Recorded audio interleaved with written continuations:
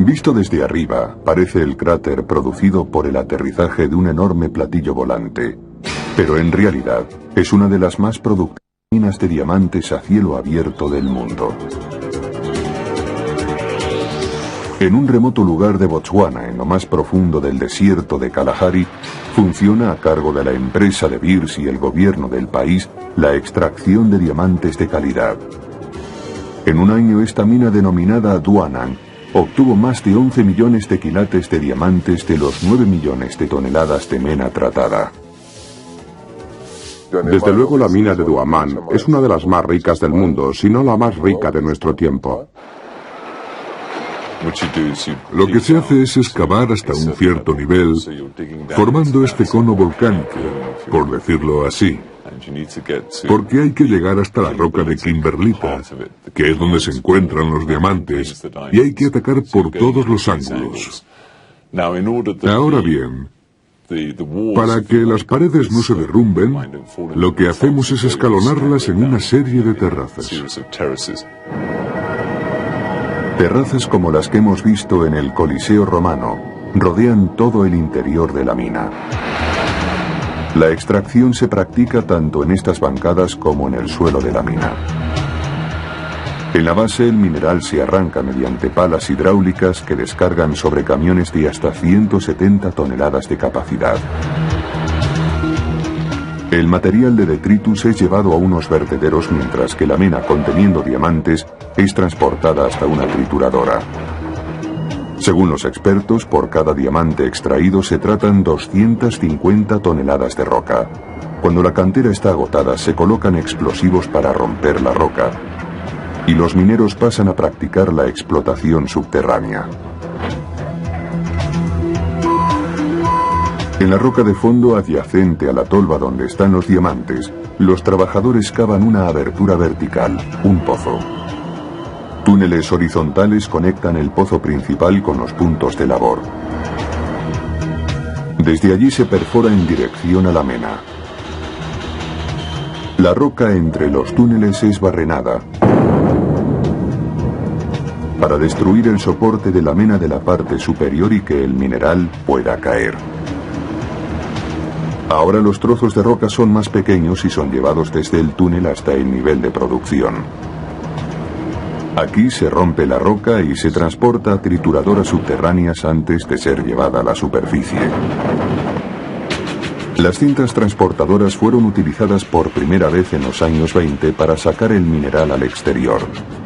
La primera parada es en la planta principal de tratamiento, donde la mena triturada es lavada y cribada. A continuación, el concentrado va a un edificio llamado acuario.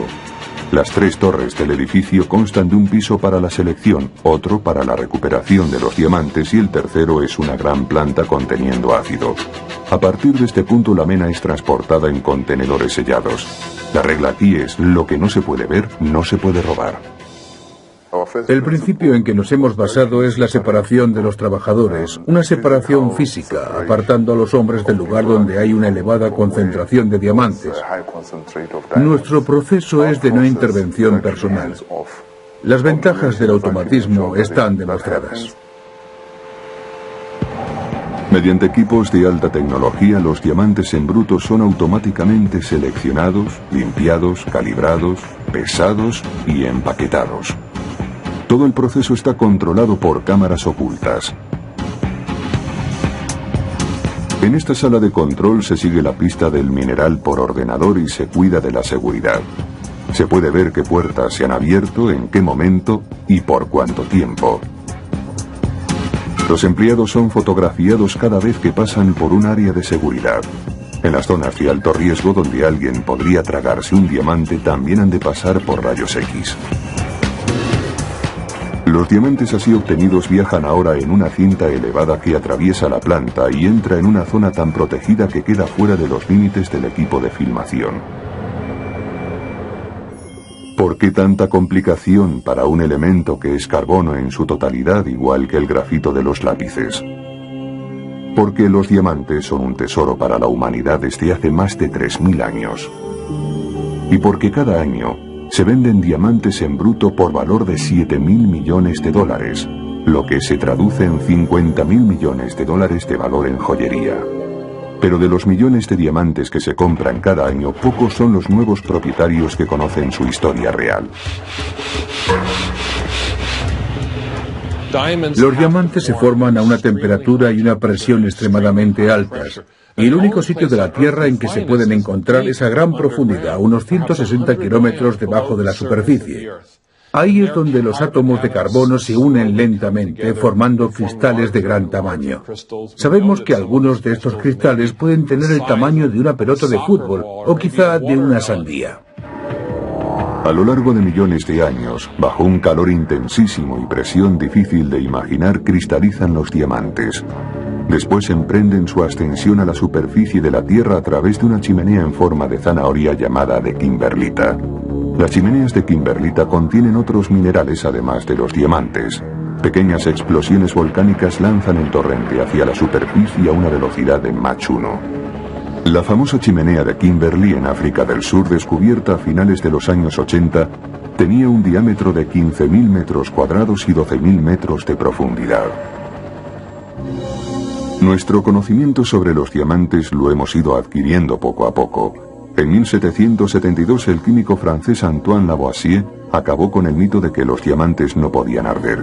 Hizo converger los rayos solares a través de una gran lente circular, enfocándolo sobre un pequeño diamante colocado sobre un cuenco de vidrio lleno de oxígeno. Al cabo de unos minutos se formó el humo y el diamante empezó a arder sin llama. Después de un rato solo quedó un montoncito de cenizas, el polvo al polvo, igual que las personas. Descubrió que el diamante se convertía en dióxido de carbono, pero no llegó a realizar el paso siguiente que demostraba que el carbono era el elemento constitutivo del diamante. El diamante es un elemento puro, como el carbono. El descubrimiento de la composición del diamante corresponde al químico británico Smithson Tennant a comienzos del siglo XIX. En una mano cogió una cantidad ya medida de diamantes y en la otra mano la misma medida de grafito o carboncillo. Quemó los dos montones de la misma forma que lo había hecho Lavoisier y demostró que en cada caso se producía exactamente la misma cantidad de dióxido de carbono. Esto probó, sin lugar a dudas, que tanto el diamante como el negro grafito, el suave material de los lápices, eran químicamente idénticos, a pesar de su apariencia tan diferente. La fecha de nacimiento de un diamante fue un misterio hasta la década de 1880 porque, pasada cierta fecha, el carbono ya no puede ser datado. Pero los científicos aprendieron a datar los restos minerales encontrados dentro de la piedra. Se descubrió que los diamantes eran mucho más antiguos que la kimberlita donde se alojaban. La kimberlita es solo el huésped de los diamantes, el vehículo utilizado para ascender a la superficie de la Tierra. Con 3.300 millones de años, los diamantes son casi tan antiguos como la misma Tierra. En la India, los primeros mineros del diamante en el siglo IV a.C. solo veían algo que brillaba. Los hombres que extraían grava del río Krishna en el sur de la India creían que los diamantes nacían en la arena. Pasada la estación lluviosa, la gente bajaba en tropel a los bancos del río para cribar la arena o el material que fuera en busca de diamantes. Se creía que el diamante en bruto, que tiene el aspecto de un trozo de vidrio sucio, tenía propiedades mágicas. Estas recorrían toda la gama, desde resucitar a animales muertos, decirte si tu pareja cometía adulterio, hacer invisible al que lo llevase, dar ánimos, apagar incendios, cualquier cosa que se pueda uno imaginar. La productividad de diamantes en la India alcanzó su cenit en el siglo XVI con una producción máxima entre 50.000 y 100.000 quilates. Pero ese volumen casi se eclipsó por el descubrimiento de grandes depósitos diamantíferos en Brasil en 1725 a las orillas del río Dos Marinos. Con una batea de madera se conseguía apartar la arena y la arcilla, seleccionándose los diamantes a mano entre los minerales pesados. Se ha calculado que entre 1730 y 1822, Brasil produjo diamantes por valor de casi 3 millones de quilates. Pero ni Brasil ni la India alcanzaban el flujo de diamantes encontrado en otra remota parte del planeta. La carrera por los diamantes de Sudáfrica. En 1866, la fiebre despertada por los diamantes de Sudáfrica estaba en la portada de todos los periódicos. Comenzó cuando Aramis Jacobs, a sus 15 años, encontró una piedra traslúcida en la granja de su padre en la orilla meridional del río Orange. La piedra era un diamante de 21 quilates. Todo el mundo quería ir a Sudáfrica, pero los transportes no eran buenos en aquel tiempo y tardaban 3 o 4 meses en llegar. En un año, una enfebrecida mezcla de veteranos de la guerra civil, europeos del este y del oeste y canadienses, doblaron el Cabo de Buena Esperanza en busca de diamantes. Los peones negros tenían que hacer el trabajo sucio, aunque también los blancos tenían que bregar. Todo el mundo trabajaba bajo el sol, con las moscas alrededor y en aguas residuales. Los diamantes se lavaban a mano entre las piedras de aluvión del río. Al cabo de un tiempo la gente empezó a desplazarse hacia el campo, lejos de los ríos, con la esperanza de encontrar también allí diamantes. Y los encontraron. En 1869 nació la práctica de la excavación en seco para buscar diamantes.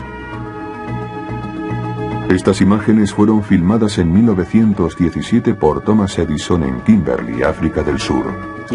Cuanta más profundidad se alcanzaba, más claro se veía que los diamantes salían de la tierra, no llegaban allí desde los ríos. Quizá fuera la roca madre. A 32 kilómetros hacia el norte había una granja propiedad de unos holandeses de nombre De Beers. En esa propiedad los mineros encontraron diamantes en bruto de un tamaño como nunca antes se había visto. Thomas Edison filmó la zona que los mineros llamaban Kimberley. Era una ciudad en expansión. Un inglés de 17 años y delicada salud, pero muy ambicioso, atendió la llamada de su hermano mayor y viajó a Kimberley. Su nombre era Cecil Rhodes. Cecil Rhodes es recordado como dos personas en una. Por una parte era un gran aventurero. Fue muy activo ampliando los territorios del Imperio Británico de su tiempo. Pero también se le recordará como un gran empresario. Y un hombre empeñado en no ser minero. Era muy peligroso. Murió mucha gente. Hay testimonios de enormes rocas que caían montaña abajo sepultando a los mineros. Hubo hombres que cuando bajaron a trabajar a un pozo, encontraron allí los cuerpos sin vida de otros mineros. Eran miles los individuos que trabajaban en la excavación. Había mucho caos. Imagínese usted algo parecido a la fiebre del oro. Aquella era una auténtica ciudad del salvaje oeste. Y para hacerlo aún más peligroso, solo faltaba la dinamita que empezó a usarse en la minería en 1900.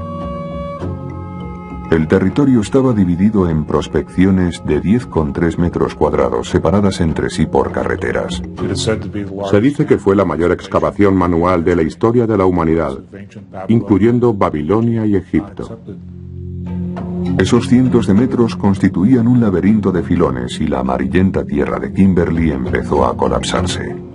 La gente se estaba quedando sin agua y Cecil Rhodes se hizo con el único pozo en 1000 kilómetros a la redonda. Gracias al pozo ganó una fortuna. Los frecuentes derrumbamientos atemperaron las esperanzas de una riqueza fácil. Los mineros que se marchaban vendían sus concesiones a Cecil Rhodes.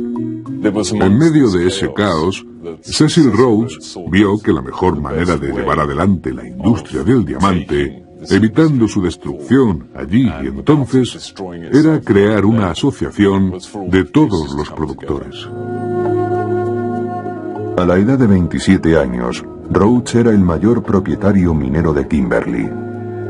Cuando los hermanos De Beers vendieron su granja por apenas 6.000 libras, dejaron atrás solo su nombre. Cecil Rhodes se apropió del nombre De Beers para exprimir a su auténtico y único competidor, Barney Barnato.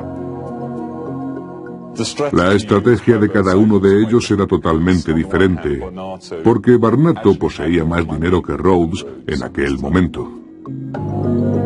Rhodes presionó para asociarse con Barnato, a lo que siguió una batalla financiera y al final quien ganó fue Rhodes. Fusionó los holdings de ambos en la de Beers Consolidated Diamond Mining. Con la posterior compra de la famosa Deutsche Bahn and Bulfontein Diamond Pipe Mines, Rhodes controlaba a principios de siglo más del 95% de los diamantes del mundo. Para asegurar el valor presente y futuro de los diamantes, Cecil Rhodes inició un movimiento hacia el control centralizado de su producción y puesta en venta, un movimiento sin precedentes en la economía mundial. Basaba el volumen de diamantes puestos en el mercado en el número de enlaces matrimoniales que se celebraban cada año en Estados Unidos, porque los anillos de compromiso eran el grueso del mercado. La distribución de sus diamantes iría a través de un único canal. El nacimiento de lo que conocemos como canal individual se produjo en 1890, un par de años después de la fundación de la De Beers Consolidated. Un grupo de tratantes en diamantes, con base aquí en Haddon Garden, se unió para crear el London Diamond Syndicate. Y este sindicato se hizo cargo de la producción de las minas de Beers y su comercialización por todo el mundo. El escenario estaba preparado, listo para recoger la cosecha del plan de Cecil Rhodes. Ernest Oppenheimer fue a Londres a trabajar con su tío en una empresa llamada Duncan Spuller. En 1902, poco después de la muerte de Cecil Rhodes, se trasladó a Kimberley y empezó a comprar diamantes de la empresa de Beers para venderlos a través de la sociedad de su tío. En Kimberley, Oppenheimer vio la erosión gradual de la industria del diamante. El canal individual funcionaba siempre que África del Sur produjese el 95% de los diamantes del mundo, pero nuevas producciones en Angola, el Congo y Namibia ponían también diamantes en el mercado, lo que forzaría una bajada de los precios. Con el respaldo del financiero J.P. Morgan, Oppenheimer fundó la Anglo American Corporation para la explotación de un campo de oro en Witwatersrand, África Oriental. Entretanto, el inicio de la Primera Guerra Mundial provocó un descenso en la industria del diamante. El dinero se gastaba en productos básicos, no en diamantes. Cuando Oppenheimer regresó a África del Sur en la década de 1920, se encontraba en buena posición para comprar algunas concesiones diamantíferas en la costa occidental de Namibia. Más tarde ingresó con esa mina como capital social en De Beers, haciéndose con el control de la empresa. En 1926 fue nombrado director de De Beers y en 1929 era ya el presidente. Para entonces había elevado el negocio del diamante al siguiente nivel. No solo controlaba el suministro mundial, sino que controlaba los puntos clave que venderían sus diamantes. Esto le permitió avanzar más y fomentar su idea de una estabilidad a largo plazo dentro de la industria. Así, en 1930 vemos de nuevo cómo todos los productores se reúnen y asistimos a la creación de lo que se llamaría una organización central de ventas. De acuerdo, le garantizo 250. La familia Oppenheimer dirigió con gran éxito la firma de Beers como un cártel hasta casi las puertas del siglo XXI, a pesar de que ello significase la prohibición legal de operar en suelo estadounidense. Hasta hace poco el negocio del diamante ha sido un monopolio. La proliferación de minas fuera del control de De Beers comenzó a romper su dominio sobre la gema más preciada del planeta. Y la primera grieta en el imperio de hielo de De Beers tiene su origen en Rusia. La familia Oppenheimer había controlado el suministro mundial de diamantes durante casi medio siglo hasta la aparición de la Rusia comunista en 1947. En 1954 se encontró en Siberia la primera chimenea de kimberlita. En 1955 se descubrieron dos más, con 10 días de intervalo entre sí. La mina rusa de Akil se convirtió en una de las más ricas del planeta. No por el volumen de producción, sino por el gran porcentaje de diamantes de calidad. Son octaedros perfectos, piedras hermosas y diáfanas. Para llegar a las piedras hay que atravesar un suelo que ha permanecido helado desde la última edad de hielo. desde hace 1.600.000 años hasta hace 10.000 años. En estas condiciones árticas tan extremas, un día de primavera significa 30 grados bajo cero. En estas tierras, la minería supone un modus operandi totalmente nuevo y un reto a la ingeniería. Y la razón es que una vez abierto el permafrost y cuando, por ejemplo, las casas construidas sobre él aportaron calor al ambiente, el suelo y los cimientos corrían el riesgo de ceder peligrosamente. Se trataba pues de mantener el suelo permanentemente helado para que no se hundieran los cimientos de las construcciones levantadas sobre el permafrost. Al llegar al nivel de las minas, el reto fue gigantesco. Envolvieron los pilotes en un material confeccionado a base de agua caliente y con un coste enorme los mantenían siempre a la misma temperatura. Había solo dos alternativas, o mantenerlos calientes o fríos, pero sin variaciones térmicas. La Unión Soviética amenazaba con inundar los mercados con sus diamantes. De Beers se movió con rapidez y compró todo el stock que poseían. Este acuerdo terminó en 1991 tras la caída del Imperio Soviético. Mientras una parte de la producción de diamantes sigue con De Beers, un porcentaje se vende ahora fuera del cártel, debilitando su posición de únicos suministradores fiables de diamantes de calidad. La última entrada en esta industria multibillonaria ha tenido lugar en Canadá. En la década de 1970, un geólogo de la Columbia Británica comenzó a recoger muestras en la tundra del noroeste de Canadá. Los escépticos lo tildaron de loco, pero Chuck Fipke era un auténtico Indiana Jones que siguió el rastro de la kimberlita hasta encontrar su nacimiento en el fondo de un lago. En 1985, yo estaba cogiendo muestras justo allí, en esa parte de ahí enfrente. Y cuando llevamos las muestras al laboratorio de Kelowna, vimos que contenían alrededor de 5.000 peridotitas y unos 1.700 dióxidos de cromo, minerales que afloran en la kimberlita diamantífera. Con el dinero que le prestaron amigos, compañeros de clase, Fipke y otro geólogo llamado Stu Bluson, delimitaron con estacas un área poco menor que Rhode Island. Tras años de fracaso y a menudo al borde de la ruina, el tenaz Fipke consiguió el éxito. Ahora asociado con BHP Minerals, una enorme empresa minera, la mina canadiense denominada Acatai produce cerca del 4% de los diamantes del planeta por su peso y el 5% por su valor. Las chimeneas están en el fondo de los lagos y para prepararlos para la extracción se vaciaron de peces y se drenaron. Básicamente se excavó un gran agujero, un agujero que tiene que ser mayor que la chimenea, como es lógico, porque hay que construir también una carretera de acceso. Utilizando una pala a vapor de 3 pisos de altura se extraen toneladas de mena del antiguo lecho del lago, descargándolos en un enorme camión. Cerca de la planta la mena pasa por una serie de cribas y rodillos y otros equipos que la desmenuzan. Por supuesto no hay que hacer un triturado fino para evitar deshacer los diamantes. En la etapa final, el material diamantífero pasa por un aparato cuyos rayos X descubren la partícula más pequeña que pasa por la cinta transportadora. Los diamantes son fluorescentes, pero no son los únicos en pasar por rayos X. También las personas deben pasar por los rayos X. Y las botas que llevan puestas te colocan tras un aparato que te mira todo el cuerpo para comprobar que no llevas diamantes encima. Los primeros inversores de Fipke y Bluson son ahora millonarios y entre los dos geólogos tienen un patrimonio de $1 billón. Siguen llevando los mismos zapatos y pantalones gastados. Parece que nada les afecta.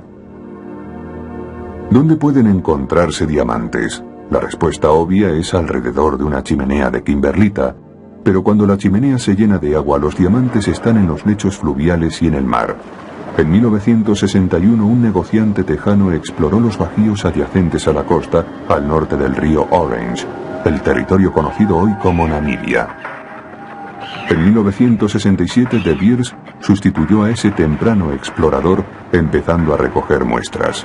En 1970 pudieron ya hacer muestreos de sedimentos acuáticos a una profundidad de 218 metros. Sus trabajos condujeron al descubrimiento de un depósito diamantífero en el Océano Atlántico, en la placa continental central. Los diamantes habían sido llevados al océano por la erosión de la superficie terrestre a lo largo de millones de años. En 10 años, De Beers había conseguido en el Atlántico más de 400.000 quilates de diamantes, trabajando a una profundidad máxima de 170 metros. El primer reto de la minería oceánica es sacar la grava del lecho marino. La grava que guarda los diamantes, es decir, donde estos se concentran, es literalmente succionada, igual que lo haría una aspiradora. Los barcos de Beers son plataformas petrolíferas con un agujero en el centro. Por ahí es por donde actúa el mecanismo de extracción, que baja hasta el lecho marino y extrae la grava, succionándola. La gran ventaja de este barco es que la concentración inicial se hace directamente a bordo, arrojando por la borda el material de desecho, mientras el barco avanza con un movimiento de subida y bajada. Existen dos métodos para succionar la grava del mar. El sistema horizontal, mediante un tractor oruga que deposita la grava en el barco con mangueras flexibles, y el vertical, consistente en un taladro de gran diámetro. Este método sube la grava al barco desde el lecho marino. Se puede retroceder a los agujeros primarios, los agujeros gloriosos, como los llaman, los cuales son irregulares en la base del fondo marino y se recargan después de una fuerte tormenta. Se recargan de diamantes y así, periódicamente, pueden ser vaciados, subiéndose el material a bordo y encontrando cada vez nuevos diamantes en el mismo sitio. A bordo, la grava se divide en 3 tamaños por un proceso de cribado. El tamaño menor es en su mayoría cuarzo y es descargado. El tamaño mayor raras veces contiene diamantes, por lo que es arrojado por la borda. Y el tamaño mediano es procesado para separar los minerales pesados, incluido el diamante, de un mineral de desecho más ligero. Este concentrado pasa por rayos X, separándose los fluorescentes diamantes del resto del material. Después de la última selección, los diamantes están listos para su transporte. Y entonces los colocan en las lanchas motoras que los llevan a tierra. De la mina de diamantes a la joyería. Solo los mejores darán la talla. A continuación, relatamos el proceso manual del seleccionado de diamantes en 1600 categorías diferentes. Estamos en Gaborone, la capital de Botswana. La prosperidad de esta región se debe a los ricos depósitos de diamantes. En este edificio se seleccionan y evalúan los diamantes de la mina de Duanan. En este departamento valoramos los diamantes grandes dentro de las numerosas categorías que existen en base al color, la calidad y la forma. La primera separación se hace en cuanto a la calidad de la gema y tipo industrial. El propósito de la selección es calcular un precio de salida para los diamantes en bruto. El aprendizaje inicial para este puesto dura 6 meses. Cuando una persona no hace bien la labor de selección, la despedimos. Los seleccionadores expertos obtienen hasta 16.000 categorías diferentes por el color, el tamaño, el peso, el modelo, la diafanidad, la pureza y las subcategorías de cada caso. Las piedras pequeñas son seleccionadas por ordenador. Los seleccionadores se enfrentaban a la llamada carrera del diamante de minas, que incluía todas las clasificaciones. Ahora contamos con máquinas que nos ayudan a seleccionar alrededor del 60%. Los diamantes que pasan por esta sala representan el 70% del Producto Interior Bruto de Botswana, nada menos que 4.000 millones de dólares. Un enorme beneficio en dólares para Botswana y su economía. De hecho, los diamantes han transformado la economía durante los últimos 20 años. Una vez seleccionados, De Beers ofrece a la venta en Londres los diamantes en bruto 10 veces al año. A estos eventos se invita a la élite, 125 joyeros especializados en diamantes. Vamos a Londres y nos enseñan el tipo de mercancía que estamos acostumbrados a transformar. Podemos manipularla y la distribución es la adecuada, porque nos preparan un puesto de trabajo conveniente a nuestra actuación. Estos joyeros confeccionan algunas de las piezas más exquisitas del mercado. Son años y años reuniendo y almacenando brillantes y llevando un inventario hasta que realmente se tienen las piedras necesarias, porque lo que sucede es que tienen que poderse emparejar entre sí. Para reunir las piezas de este fantástico collar de brillantes amarillos se tardaron 3 años. Su color se debe a restos de nitrógeno. El color aumenta el valor de la piedra. El precio al por mayor es de $1,2 millones y de venta de $2,4 millones. Los clientes son principalmente miembros de la realeza, millonarios árabes o de países emergentes, donde han aparecido personas con elevada capacidad adquisitiva. Las piedras se emparejan por color, nitidez y forma. Esta pieza del centro, que aquí es una tiara, podría también utilizarse para collar. Las piedras tienen forma de pera o redonda, unas más grandes y otras más pequeñas, amarillas y blancas. La mayoría de las piedras de esta tiara son de clase D, perfectas. Estas son de firma. Son como cuadros. Sí, para nosotros son piezas de firma, la gente las reconoce. Hay muy pocas empresas en el mundo que puedan ensamblar algo como esto. La metamorfosis del diamante en bruto a una gema comienza en las expertas manos del especialista. Cada diamante se talla para maximizar el peso de la piedra y librarla de imperfecciones. Los más pequeños, de menor valor, se cortan a menudo con láser. Si vemos algo dentro de la piedra que después no quedaría bien en la piedra principal, lo indicado es cortarla y hacer 2 piedras de una.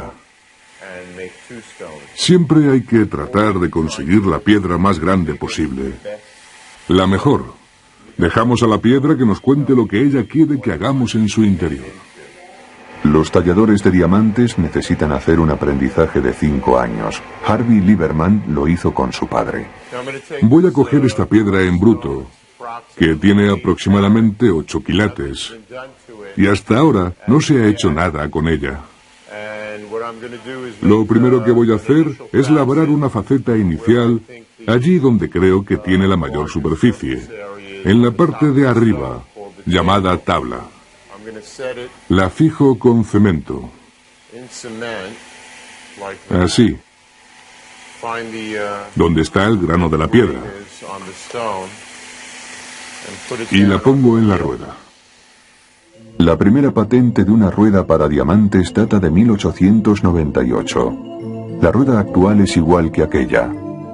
Para labrar una faceta se requiere algo tan duro como el propio diamante. Los maestros utilizan polvo diamantino. Esto es polvo diamantino suelto. Se puede aplicar con algo de pegamento o aceite de linaza y trabajarlo con otro diamante. Así, una parte de la rueda corta la faceta. Cuando el diamante ha terminado de cortar y tengo ya la faceta terminada, quiero quitar las rayas de la superficie para conseguir un buen pulido, como pueden ver en el certificado que se adjunta. Después, empiezo a pulimentar por aquí. Este polvo de encima de la rueda es mucho más fino y es con este con el que se pule la faceta. Los diamantes tienen granos igual que la madera. Como el diamante es un material bastante diáfano, no siempre es fácil localizar el grano. Como es una superficie natural, viva y muy dura, cuando tiene un mal día y no quiere cortar, lo pasamos francamente mal. Mientras otras etapas de la industria del diamante han cambiado con la tecnología, el arte de la talla sigue estando en manos del maestro. Estoy seguro de que llegará el día en que los ordenadores lo hagan todo y no me necesitarán ya. Pero supongo que para entonces ya no estaré aquí. Bajando la calle de las oficinas de Manhattan de Louis Glick & Company se encuentra el Distrito del Diamante. Muy por encima de las tiendas de la calle 47 Oeste está el Laboratorio Gemológico Europeo. Aquí los gemólogos aplican una serie de test a los diamantes tallados y pulidos. Al final cada piedra recibe un certificado de autenticidad que incluye las características particulares de cada gema.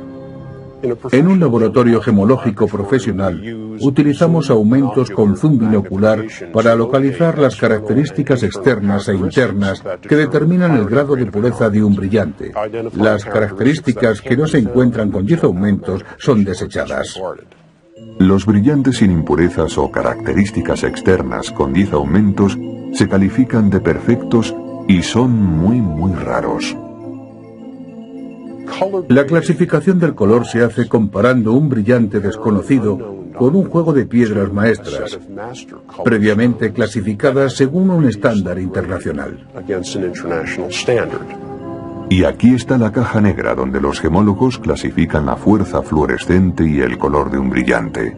Esta máquina científica, el analizador de proporciones y dimensiones Xeron, es otra forma de identificar los brillantes. La máquina funciona mostrando en la pantalla del ordenador una imagen sombreada del brillante, y el ordenador analiza las proporciones desde cientos de ángulos diferentes. Este análisis es interpretado y vertido a una base de datos central, que es de la que se sirve la AEGL USA para extender sus certificados.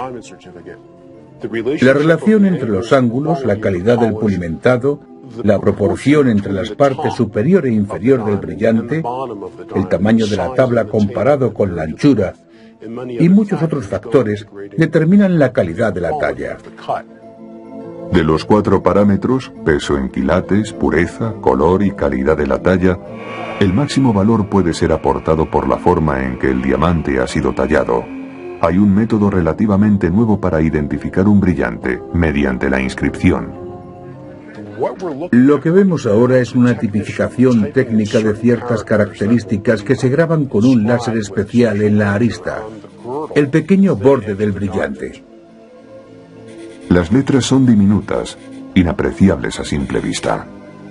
La máquina es capaz de grabar cualquier cosa.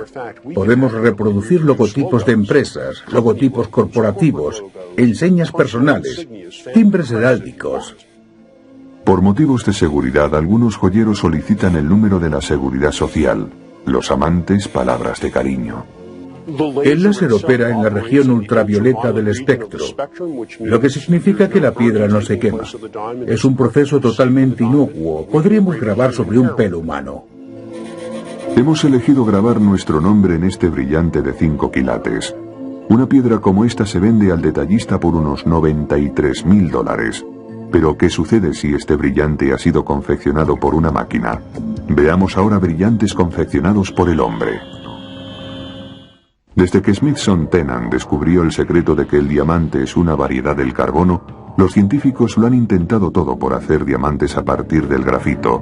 Al cabo de 150 años lo han conseguido. Para fabricar diamantes, los científicos tienen que imitar en el laboratorio las condiciones adecuadas. La elevada temperatura no es demasiado difícil. Sabemos que con fuego o haciendo pasar la electricidad a través del material adecuado se pueden conseguir miles de grados. Pero también hay que tener una presión muy alta, una presión equivalente a una columna de roca de 150 kilómetros. Ferdinand Moissan, un químico francés que en 1884 se interesó por el flúor, dedicó su atención en 1892 al desarrollo de un horno eléctrico. En un experimento con carbono, Moissan afirmó en 1893 haber sintetizado diamantes en su horno, trabajo por el que ganó el premio Nobel. Al final del proceso encontró esos cristales resplandecientes y facetados que se parecían mucho a los diamantes. Entonces Moissan dijo: he fabricado diamantes, y como había ganado el premio Nobel, todo el mundo le creyó. Lo que en realidad obtuvo Moissan fue carburo de silicio, ahora llamado moisanita. Hoy en día la moisanita se comercializa como gema sintética por su parecido con el diamante, pero se vende a una décima parte de su precio. En 1913, William y Lawrence Brake, un equipo compuesto por dos ingleses, padre e hijo, utilizaron la nueva tecnología cristalográfica de rayos X para determinar la estructura atómica del diamante. Sirviéndose de estos conocimientos, un profesor de física de Harvard empezó a trabajar con todos los elementos disponibles, desde agua hasta cera, poniéndolos bajo una tremenda presión. Tomó alcohol, gasolina, trituraba y conseguía producir todo tipo de materiales nuevos. Eso fue lo que hizo Percy Bridgman. Lo hizo mejor que nadie y se pasó 4 décadas investigando sobre ello. Percy Bridgman no consiguió fabricar diamantes, pero abrió el camino para otros investigadores.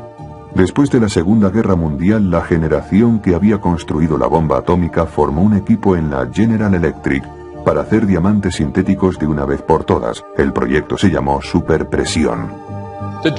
Del equipo de la General Electric destacaron sobre todo 4 científicos. Y de estos 4, el más destacado, quizá el más brillante y desde luego el más implacable, fue Tracy Hall. Tracy Hall no participaba de la teoría de sus compañeros de equipo sobre la forma de construir el mejor mecanismo de altas presiones. Ellos querían utilizar acero, Hall quería carburo. Tracy Hall prefería un diseño más estrecho. Un diseño llamado cinturón, en el que un aparato circular mantiene la muestra en su lugar mientras 2 pistones la aprietan al mismo tiempo. En el equipo, Herb Strong era el mayor rival de Tracy Hall. En diciembre de 1954, Strong se adelantó a sus compañeros asegurando que había fabricado 2 pequeños diamantes. Pero cuando fueron analizados, se vio que esos pequeños fragmentos no habían sido fabricados por el hombre, sino que eran diminutos diamantes de una mina. Aquel mismo diciembre, Tracy Hall, con su mecanismo de cinturón y los mismos principios químicos desarrollados por Herb Strong y otros, lo consiguió. Obtuvo diminutos diamantes que iniciaron esta carrera experimental. Fue la primera vez que el ser humano lo había conseguido y ahora se podrían fabricar. Por su trabajo, General Electric entregó a cada uno de los científicos punteros, Tracy Hall incluido, una bonificación de $25. Los primeros diamantes sintéticos eran como granos de arena. Para hacer diamantes mayores, los científicos usaron un método diferente. Si se empieza la carrera experimental con un cristal pequeño de diamante, se crea el sitio para el ataque de otros átomos de carbono, y atacando despacio y con método, el pequeño cristal crece hasta convertirse en un cristal grande. General Electric descubrió que las sustancias que contienen carbono se pueden convertir en diamantes, incluida la mantequilla de cacahuete. La idea es crear un ambiente experimental de elevadas temperaturas y presión. Tienes una muestra constituida sobre todo por carbono y la guardas con mucho cuidado para que no toque las paredes de tu aparato. Ahora la comprimes utilizando piezas de acero o carburo o incluso otros diamantes en algunos casos. Y después aplicas una presión tremenda mediante una gran prensa que puede tener de 3,5 a 4 metros de altura con miles de toneladas de fuerza aplicadas sobre una superficie muy pequeña. El último paso es conectar el fluido eléctrico para que la corriente pase a través de la muestra.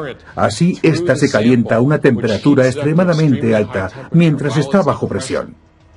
La corriente eléctrica pasa por 2 de los ánodos opuestos y por la muestra. En pocos minutos, la presión y la temperatura operan el milagro. Con un martillo se golpea el cubo, ahora más pequeño y de color gris por el calor. Este diamante negro se puede utilizar para un taladro destinado a romper rocas macizas. Al principio, todos los diamantes sintéticos se destinaban a la industria, pero ahora las gemas de calidad producidas por el hombre en el laboratorio se fabrican para la venta. Un diamante sintético de 1 quilate se vende por $600. Un diamante similar de una mina cuesta $5.500. ¿Qué otras sorpresas nos reservan los diamantes? El Dr. Roy Lewis, científico de la Universidad de Chicago, retirado y dedicado a la medición del gas noble xenón en meteoritos, se ha topado con diamantes en el patio trasero. Los meteoritos que encontramos son tan antiguos como la Tierra, pero los diamantes vinieron de las estrellas antes de que se formara nuestro sistema solar, así que son más antiguos que la Tierra.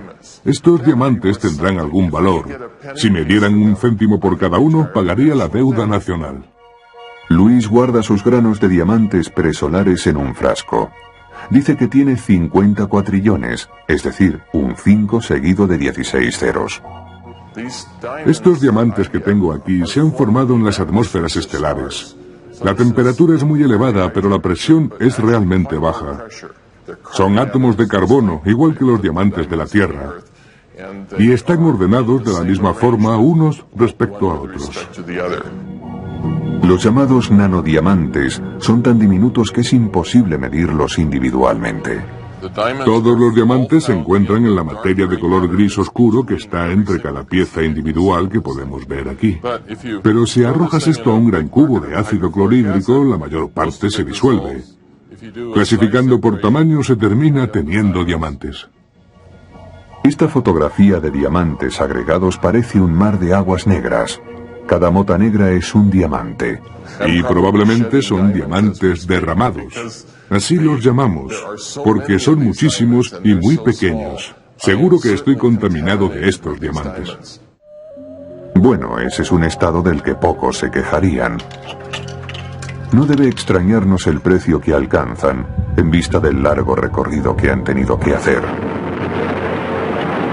Expulsados del interior de la Tierra, cribados entre la arena o succionados del lecho oceánico. Estas piedras son seleccionadas y talladas, esmeriladas y pulidas, hasta la perfección. Son a la vez una herramienta industrial indispensable y la más deseada de las joyas. Nunca dejarán de fascinarnos. Los diamantes.